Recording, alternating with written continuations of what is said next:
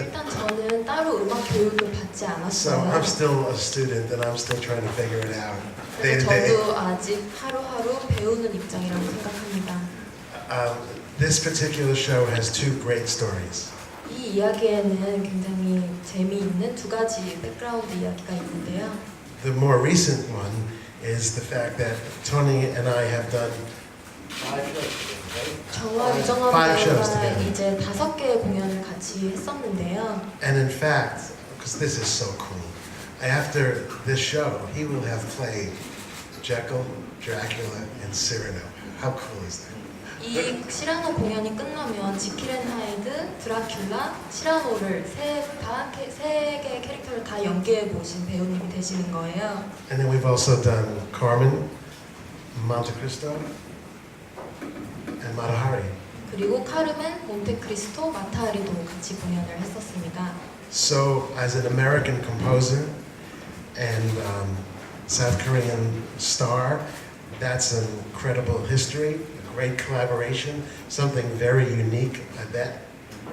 그래서 외국 작곡가인 저와 한국 배우인 유정한 배우 사이에 굉장히 좋은 케미스트리와 특별한 관계가 성립됐다고 볼 수 있는데요. And Tony is so talented, and like me, also a student every day, and he's always growing and challenging himself.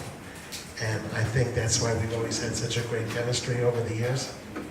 유정한 배우도 보면 항상 매일매일 학생처럼 열심히 배우려고 하는 의지가 돋보이고 그런 점이 저와 공통점이어서 이렇게 잘 맞지 않았나 싶습니다.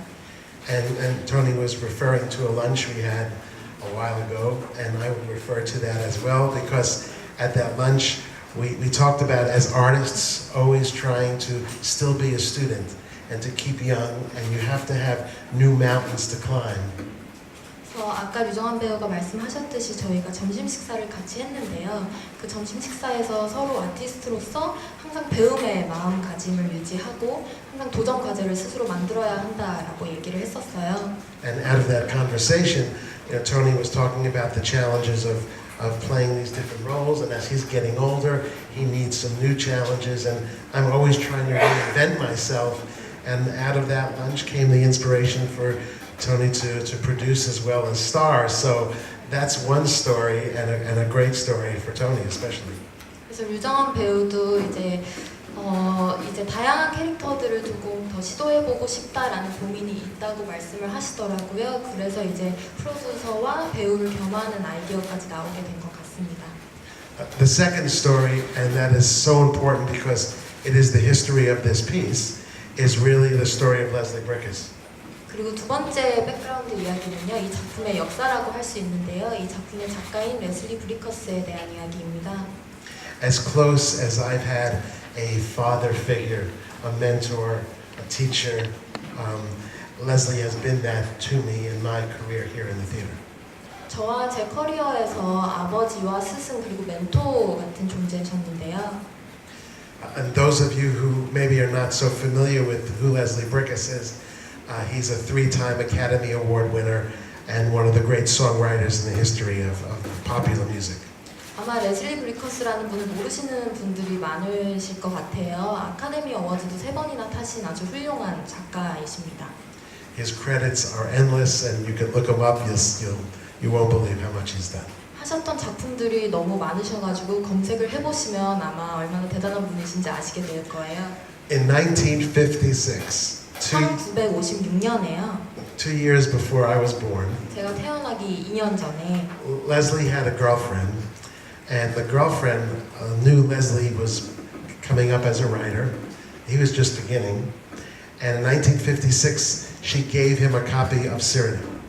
레슬리 브리커스라는 작가분이 이제 막 작가로서 발돋움을 시작하셨을 때 여자친구분이 계셨는데 1956년에 시라노 희곡의 초판본을 레슬리에게 선물로 주셨다고 합니다.